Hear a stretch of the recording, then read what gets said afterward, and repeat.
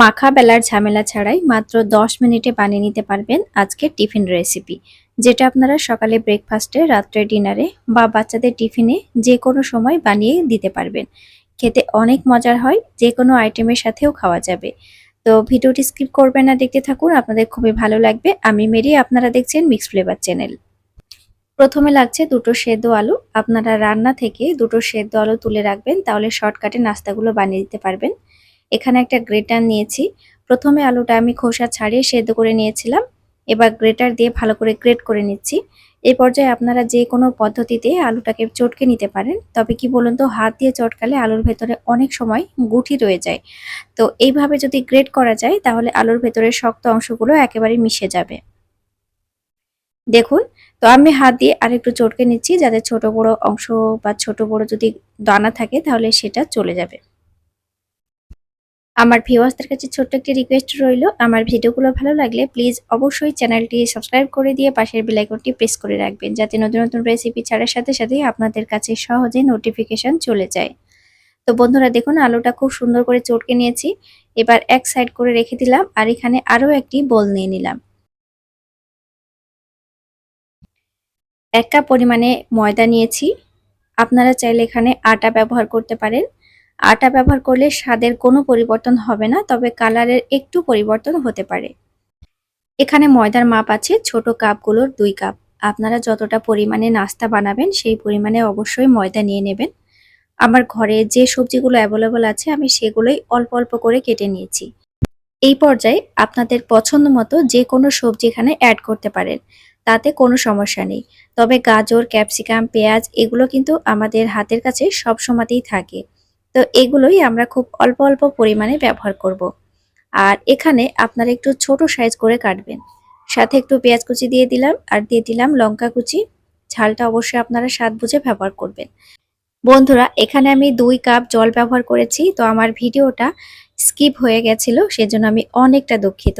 এখানে আমি কিছুই ব্যবহার করিনি, শুধু 2 কাপ জল ব্যবহার করেছি।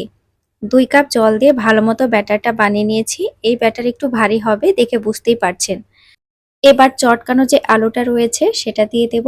আর বন্ধুরা, আমরা স্টেপ বাই স্টেপ উপকরণগুলো মেশাবো, তাহলে এখানে ব্যাটারের ঘনত্ব ঠিক থাকবে। একদম শর্টকাটে মাখা বেলার ঝামেলা ছাড়াই আপনারা এত সুন্দর একটা নাস্তা রেসিপি বানিয়ে নিতে পারবেন, কি বলবো, বাচ্চারা একদম চেটেপুটে খাবে। আমার বাড়ির বাচ্চারা কিন্তু একদম চেটে খায়, বাড়ির বড়রাও কিন্তু খুব মজা করে খাবে। বাড়িতে অবশ্যই একবার ট্রাই করে দেখতে পারেন। তো দেখুন বন্ধুরা, আলুটা খুব সুন্দর করে মিশিয়ে নিয়েছি ব্যাটারের সাথে। এই পর্যায়ে এবার আমরা এখানে কিছু ঘরোয়া উপকরণ অ্যাড করব। প্রথমে দিচ্ছি স্বাদমতো লবণ।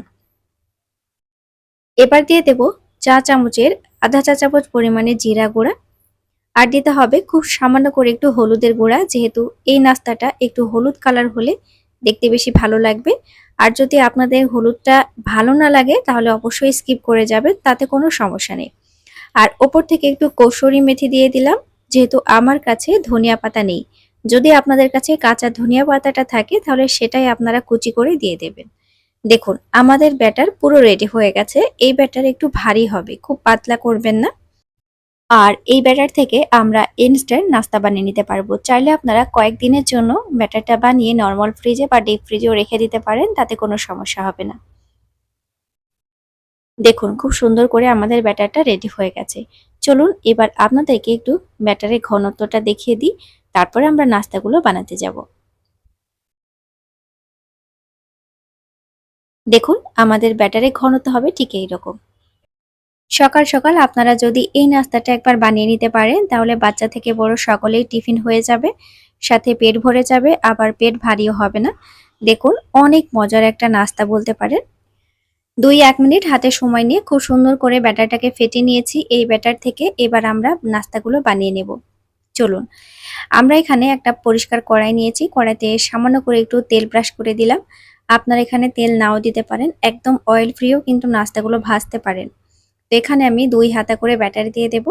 আর ব্যাটারটা দেওয়ার পরে হালকা করে একটু ছড়িয়ে দিতে হবে। ব্যাটারটা ঠিক রুটি বা পরোটা যেভাবে বানাই সেই রকমই হবে।